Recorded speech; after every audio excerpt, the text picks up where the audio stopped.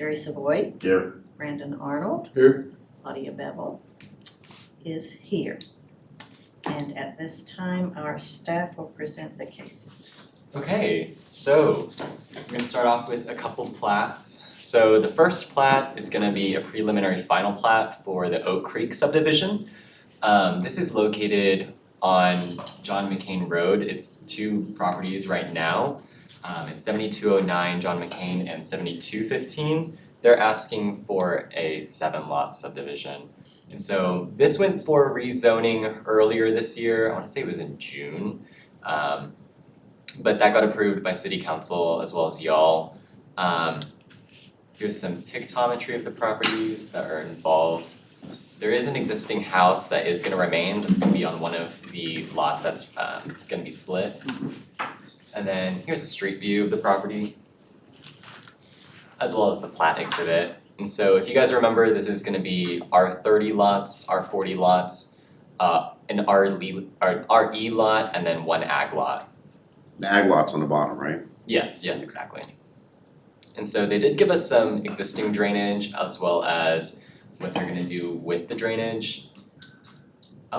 And that's all I've got for this item. Okay, so total number of lots, 7. What's the difference from this time for last time? This is the plat versus the rezoning. Okay. This is that extra piece that they have to do to subdivide the, I was looking at it, it looks different. It's looking different. yeah, So it's currently zoned, that's correct, but Yeah. but they're separating the lots now. that's Yeah, correct. so once they plat it, it'll be kind of split into that configuration. All the lots do comply with the standards of the zoning district, so it should be pretty straightforward. Okay. Then the cul-de-sac meets all the requirements as well. Okay. Two questions. Yes.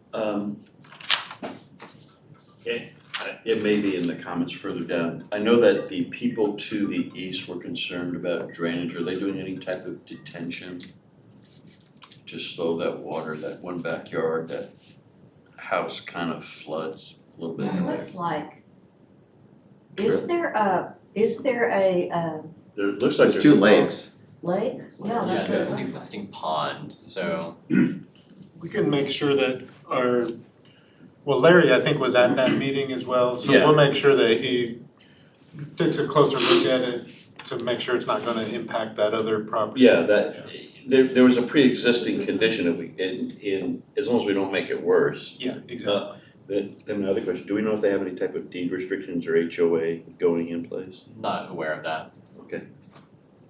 So it's not a PUD, it's just It's just, straight it's built. zoned, but it'd be nice to know if they're gonna have any type of architectural standards. Well, Just We curious. can ask to see if they have something. Yeah, that's. My guess is that they probably are going to have those Yeah, CCNRs, so we can ask to see if we can okay, get a yeah. copy. Like I said, not required, but it's Nice to know. nice to know. always. Thank you, David.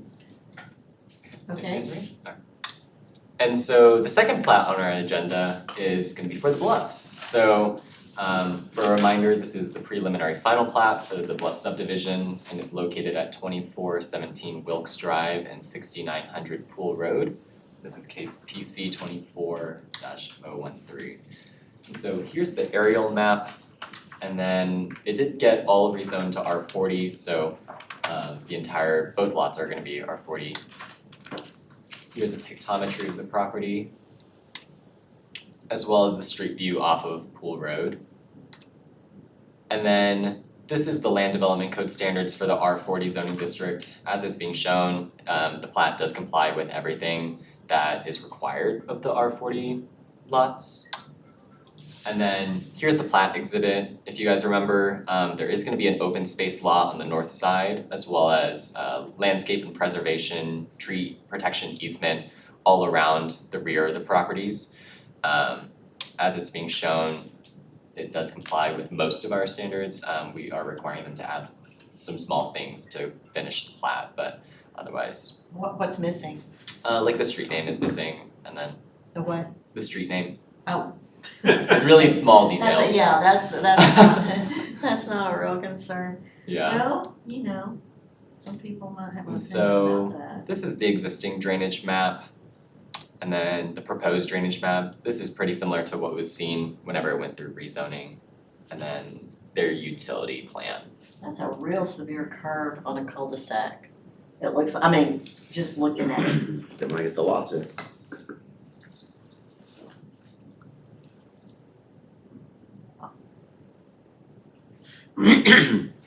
Obviously not a problem. Okay. If y'all have questions. Okay, next. Okay, so this is our first zoning item on the agenda, so it's gonna be a special use permit to allow for a fence on lot 1, block 1, Chelsea Park Edition. This is gonna be located at 5,000 Chelsea Drive, in this case ZC 24-020. And so this is an aerial of the property, it's a corner lot off of Glade Road in Chelsea Drive. And it's zoned R20. Here's some pictometry of the property that we're gonna be looking at. And then a street view, this is of the front of the house, and then this is of the side, the street side view from Glade Road. And so that's the fence in question that's being replaced, or that's requesting to be replaced. And so we did include the language for, from the land development code regarding front yards as well as corner side yards. This doesn't actually have any effect on the front yard, it's gonna be mainly regarding the corner side yard. As a reminder, we do not allow for fences greater than 25% opaque construction to be placed within the corner side yard unless a special use permit request is happening.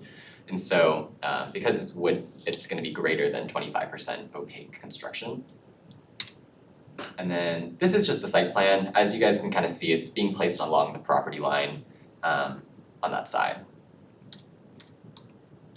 Exactly where that fence is, it's not gonna Yes, change. it's a one-to-one replacement, just with a new updated wood fence that is, it's gonna be 8 foot in height, so this is currently 6 foot, they're gonna up it to 8 foot. But otherwise, it's gonna just be improved fence quality material. Okay. So no deviation from the existing fence as far as placement goes? No. Okay. That's what they've indicated to us. So I guess we'll ask that question just to verify one more time. Okay. Are there any other questions? Next. So the next item on the agenda, it's gonna be a rezoning from ag agricultural to CC1 Village Retail. And this is on lot 2, block 1 of the First Baptist Church Edition. And it's located at 1007 Church Street, which is case ZC 24-021. And so this is an aerial map of the property, kind of looks like Utah.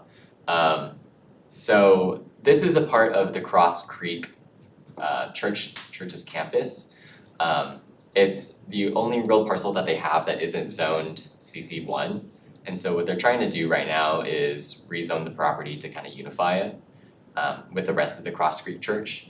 Here's a pictometry of the property. You can kind of see there's an existing storage building that they're using it for storage. It was, I'm assuming, an old either house or office building, but it's just being used as storage as well as a decent amount of parking. Here's the street view off of Church Street. And then in the land development code permitted use chart, religious institutions are allowed by, permitted by right in every zoning district. And then this is the site area that we're gonna be doing in question. So they are showing some future improvements on this exhibit that they plan to do, but that will come further along. The rezoning is gonna be a separate component from their future plans essentially. And then this is just like another exhibit of what they kind of, the site area that they're showing.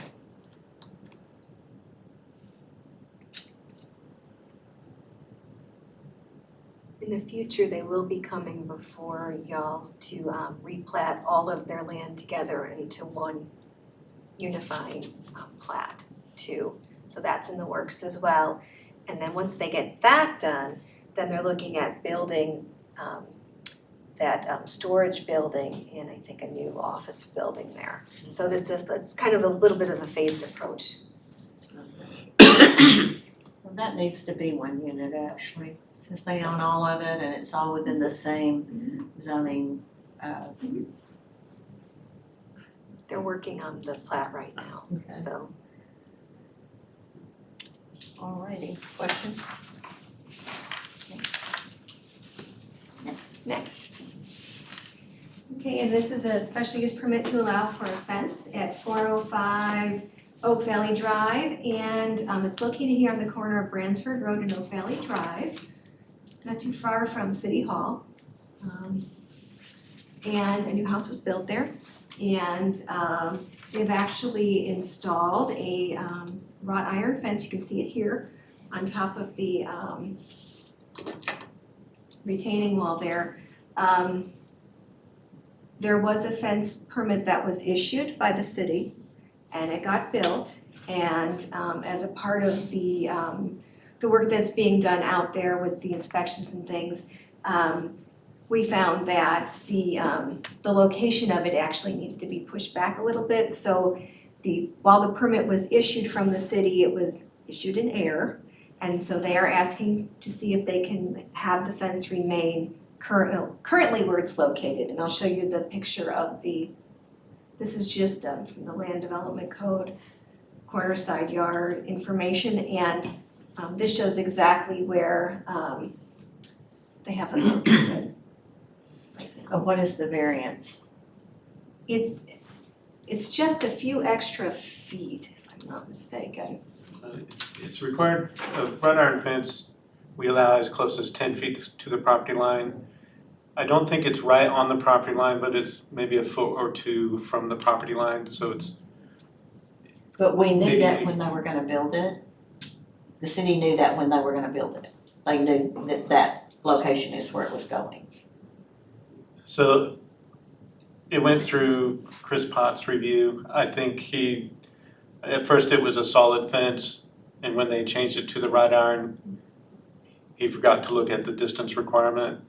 And plus, this was that property, they did get a variance for the setback along that frontage with Bransford Road, because there was a lot of right-of-way that was dedicated that reduced the width significantly below the 100 feet. I think just looking at the exhibits, if you're not knowing what you're looking at, it is a little confusing, so. Looks like about 90.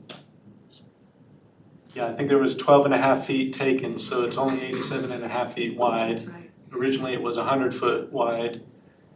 And so, just with all of that, Chris made a mistake and it's on the property, or very close to it being on the property line. We've got some photos. There's a couple, well, there's also the wood portion there on the south side, which is on the right side of this exhibit. But there's a commercial property adjacent to them there.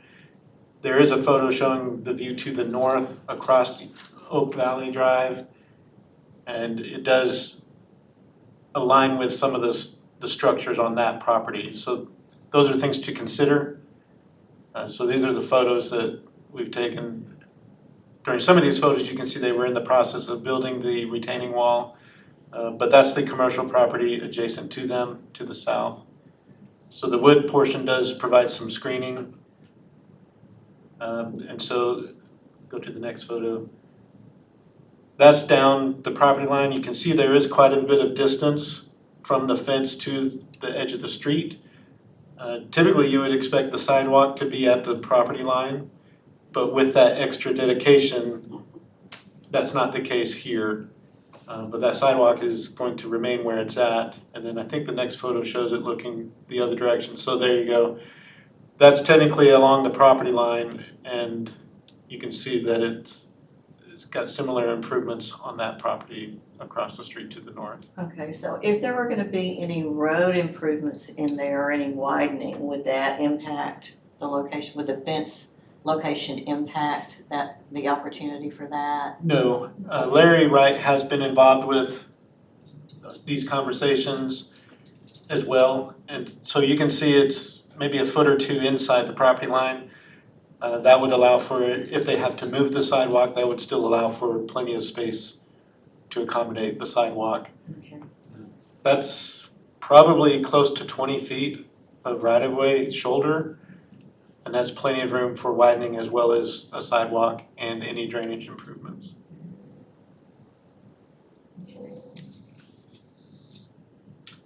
Do you all have questions? Okay. Next. Next is a special use permit to allow for residential carport in 2401 Spruce Court.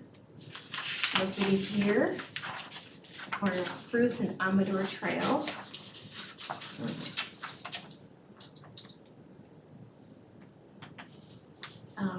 Just an overview shot of the property there. You can see the vehicles that they are parking under the carport. Street view of the property, need a special use permit for a carport, and then these are the standards. So what was built does exceed the area, the height, as well as the setbacks. So this has already been built, Correct. do we With have a or- picture of it? Yes. Do you know when it was built? I would say recently. I'll go back, I think he states it there. May of 2023. No, that's when they moved. Yeah, I think it was earlier this It had to be year. since May, because they're saying the reason was all the hail from the May storm, so it was obviously since May. Yeah, I'm Joe Childs, I built that. I came to the meeting just to see if there's anything I can add that would help you guys. We So appreciate that you was being, built in, we appreciate you being here. Ma'am? We appreciate you being here, Thank you. and since this is a work session, typically we don't take comments, but if we have questions for you, we definitely appreciate your being here. Okay. Thank you. Just wanna let you know I'm here. So this is the location currently on the property. And then there were a number of images provided by the applicant. You can see the structure here.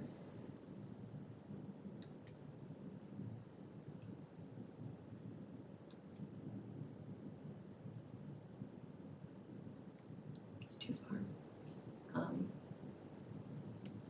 So there's a number of deficiencies or exceeding circumstances with the current structure, so. Currently, there's no concrete to park on, is that correct? Or is there concrete there that I can't see? I No, don't it see that. looks like natural grade. So is concrete a requirement? It has to be an all-weather surface is the requirement.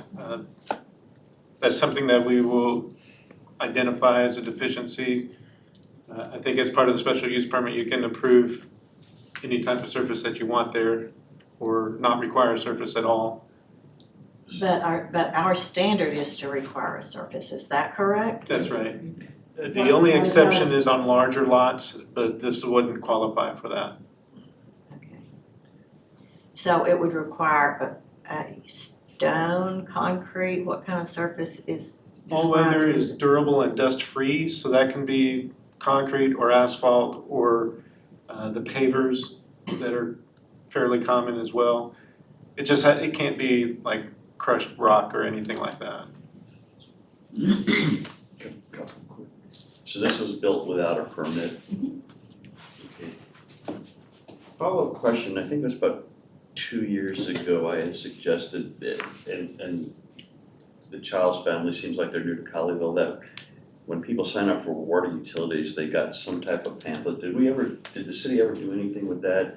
Yes, I remember they did. We've put it into the, I forget what they call it, the email listserv. The e-news? Yeah, the E-news, e-news. uh-huh.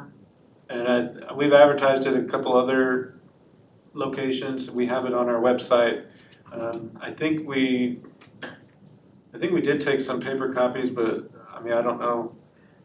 I guess I can go double check to see what they have for Yeah. that. That would just make the most sense. I don't think it would increase the utility billing workload. This is welcome to Colleyville. Here's some of the gotchas. I would just suggest as a follow-up to that. Yeah, we can double check on that, see where they're at, but I know there was a concerted effort to put that out in a lot of our publications. I guess it's been a while since then, so it's probably something that we should do again. Are there other variances concerning this besides the parking area, like size-wise, or Yeah. what are the other variations So from the our size, it's larger than the 480 square feet. Higher too. One of the dimensions is longer than the 24 maximum dimension. It is taller than allowed. 15 feet is what the code says. I think the top of the ridge is 20 feet. The setbacks it's on a street corner, and it's supposed to meet the 30-foot setback for the R20 district. The plat identifies a 15-foot setback, and it does comply with that if you go back to the site plan. But Not the that, we don't recognize the platted build lines anymore, and so it's supposed to be 30 feet, but it's closer to the 15. The rear, it would be a rear setback as well, because at 20 feet, it's supposed to be 17 feet away, and it's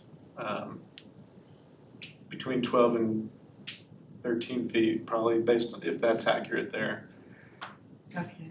So, and then the materials, the masonry halfway up. Oh, Doesn't meet design. Okay, so,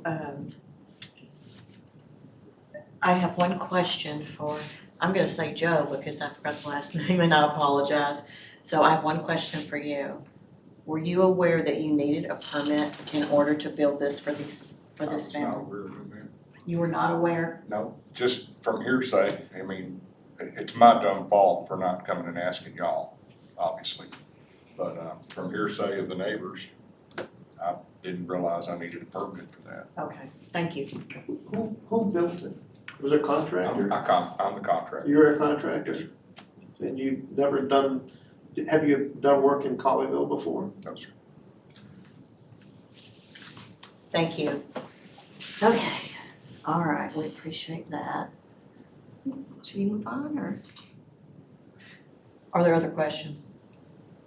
We'll move on. All right. The next item is an amendment to the Plan Unit Development Commercial District for the Village at Colleyville. It's for consideration of a special use to be allowed on lot 27 of the village, specifically for 55 Main Street, Suite 100. It is for the Colleyville Prayer Room is looking to locate here in the village, and in order for them to locate here, very specifically, they're looking to locate here in the PUD, and in order for them to do that, the PUD has to be amended. So, And why? why? Because it is not allowed use as a part of the PUD. As a part of the PUD. Yes. Okay, Yes. thank you. So So it needs to be- surprisingly, Yeah. the PUD for the village actually has a whole list of permitted uses. But not that one. And so when they first came to us, we figured, oh yeah, it's probably an allowed use because there's so many uses allowed being a mixed use development. But religious institutional uses was the one that we thought would be in there, but was not included anywhere within the PUD ordinance. So Okay, it's so they're across the street right now. That's correct. Could we get a copy of the ordinance? We will, absolutely, Addressing this? yeah. That would be the, Yeah, the original. Those are excerpts right there. If you just review all of those permitted uses, you can see it's a very lengthy list. Retail service, food and lodging, entertainment, office, educational, mixed use, public, semi-public. All of those categories list, but what's not on the list is Religious religious institutional. institutions. Yeah. So it's all there. That's in our packet, right? It will be. It will be, yeah. Okay. So that'll be in our packet. It's a pretty big PUD ordinance, so we Yes. can. Yes, okay. Yeah, it talks about a special use permit if it's similar to other listed uses, but the religious institutional is not listed anywhere. So, And so, houses, comedy clubs, jazz, music. Right. Everything, Then okay. just need to Everything under the- redefine this too. it's everything but the religious institutional, surprisingly, yeah. All right. Are there questions on that one? Okay, we'll move on. The next item, they are tabling actually to our December meeting, so you'll see this again probably the end of November, yes. And you'll see as a part of another work session, we don't have, and they haven't provided to the city enough detailed plans, and so they're putting those together now. I think we do have the one concept though in here. Is that the old, okay, so all those buildings, Where is that? It's next to the Winding Creek where the event venue is. behind Mark's building, actually? Yes, that's right. Not the one directly This is not- adjacent to him, but the others, And I know it's been tabled, yes. but in anticipation of when we reconsider it again, I would like to see information on the PUDR that is ultimately going, just north of it, that I think it's Montero, that's ultimately going to be a big issue here, I suspect. And I'd like to know the background of that PUDR. Sure. Okay. I did get a call from their HOA president today, Mm-hmm. and this development group has asked to meet with them. So they're working that out. That's likely why they've tabled it to the next meeting, so they have time to do that. But we'll definitely get that, I'd like to know make the sure it's in there. Okay. It also, I think, backs up to Jewel Estates. I don't know if there's an organized HOA in Jewel Estates. So I don't think it technically backs up to them. There's one lot, that green lot, which isn't part of either of the subdivisions. Okay, I mean, that one's just, Jewel Estates is R20, so we wouldn't have any ordinance documentation for that. that's Do strange. you have any idea how far the 200-foot area is going to go? Just by looking at this map? Not exactly, but it's probably gonna go It might, like touch like yeah, that. maybe that, yeah, maybe. It may not even cross Douglas Avenue, Yeah, depends on how deep those lots are. Mhm. But if it does, it's just gonna barely get those ones on the north side of Douglas. So it's And- all commercial except Except for these two one lot here subdivisions. and then that, that's right. okay. Yeah. It might get a couple lots in the Jewel Estates, Oh, but not more or than maybe two. Kingston Drive's just R20. okay. Okay. So Questions? how many, Oh, do we know from any of the information how many distribution warehouse, truck bays or, Not yet. I'd really like to, excuse me. Again, we Yeah. need to get all that information from them. And a traffic study. Sure. And one last one, do you know if they've had any conversations with city manager yet? Or, Not with the city manager himself. Was Adrian in our meeting? Do you remember? Was Adrian in our meeting? She may have been. It was a little while ago. We have passed on information to the city manager's office, okay, so they are aware of this. But like Jackie's saying, really what we have on the screens that we flip through, that's really all that we have at this point. We've encouraged them to get us site plan level information, and we haven't received it yet. yeah, the one thing that stuck out to me when I looked at the package is at this point in time, the warehouse is speculative as they don't have a lessee.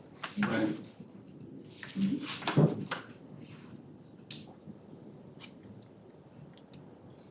Do you, just right now, do you have the ordinance number that zones that PUD for Montero? No. It's gonna be probably 15, 20 years old. Yeah, I just thought there might be a reference somewhere to that, which would help. To be in the Oh, plan. yeah, our GIS, well, we'll find it and send it Okay. maybe tomorrow even. Okay, well, I can look it up and also, but I just thought if there was a In our reference. GIS, we click on the property and it tells us what it is, and usually there's a link to it, so that'll be easy enough for us to send to I them. don't have that ability. Yeah. Okay, perfect, You have to thank be you. a city employee. Thank you, okay, so you can look for that, Richard. Pardon? You can look for that, Okay. ordinance, or an email referencing Yeah, that we'll ordinance. try and email it tomorrow. Great. Thank We'll- you. We'll copy everybody.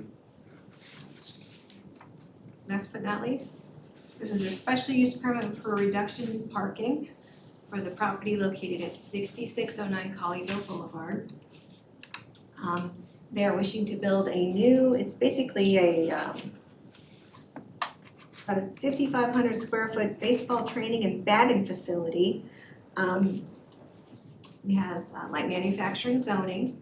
It's located here. And they did provide a statement of planning objectives explaining their business model and what they're wanting to do. They're actually asking for a reduction in parking by 9 spots. Their site plan shows 18. And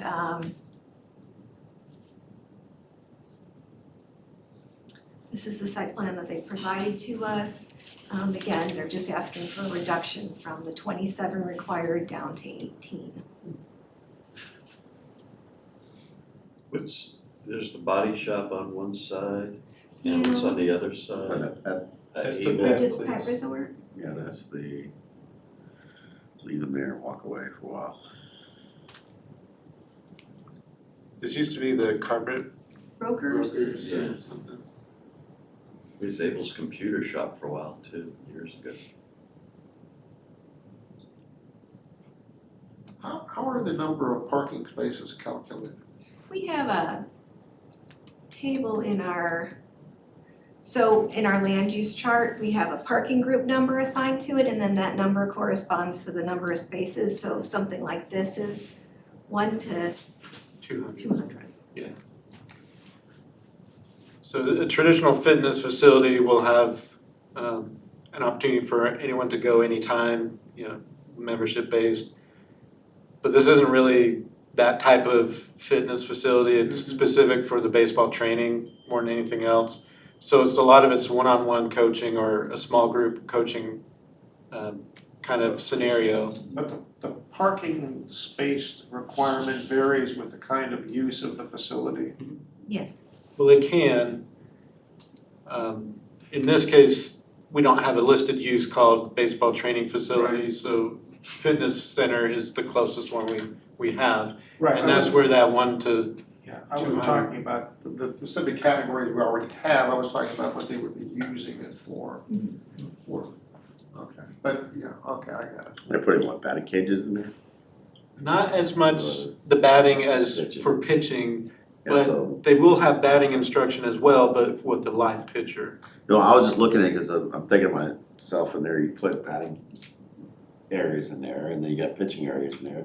It's a lot of used up space that you're not gonna have a lot of people in there. Right, all the time. and that's Yeah, that's That's kind what of their they're- description. I understand that's why they're probably looking at it, because the square foot to the amount of parking is gonna be non-relevant to what's really here.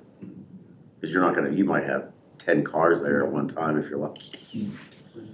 Now, we do also think about future, when they outgrow this or whatever. The one thing that's kind of occurring behind the scenes is that Hodges Automotive is looking to possibly redevelop as well.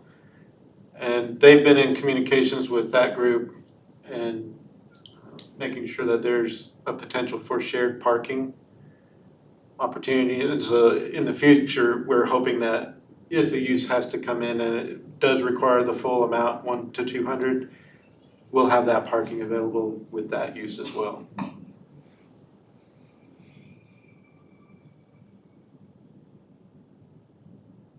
What other questions are there? So in terms of parking spaces required, let's say the baseball thing, they move on to different location or a bigger location, or say we're gonna go back to Hodges. What, would any other type of facility coming in there have a larger parking requirement that couldn't be met without some type of cooperative agreement? Possibly. Right, so a true retail, that's gonna probably require all 20. 27 spaces. And so unless other development occurs and there's those extra spaces, we may not be able to authorize occupancy for those types of uses. It would have to be something that does not have that does not require that much parking. So it could be Like a dry cleaner, people are in and out all the Yeah. time, so. as long as it's not that 1 to 200 group, and maybe it's a 1 to 300, 1 to 400 group, those would be the types of uses we would look at. Okay, Otherwise, they'd have to figure out Parking whatever, to provide more parking. agreement with Gotta go with someone the parking on lifts. I could do it, please. Okay, so the parking is the only variance there, right? And they went ahead and submitted for this, cause if this doesn't get approved, then this site won't work for what they're wanting to do. Mm-hmm. Okay, is it the same person building it and building a facility and operating it then? Yes, that's how they've presented it to us. Okay. It's a father and son group that's looking to do it, And the son, I think, is gonna operate the business and the father is helping him. helping.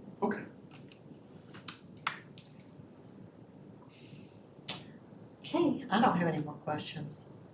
Do you all? Okay.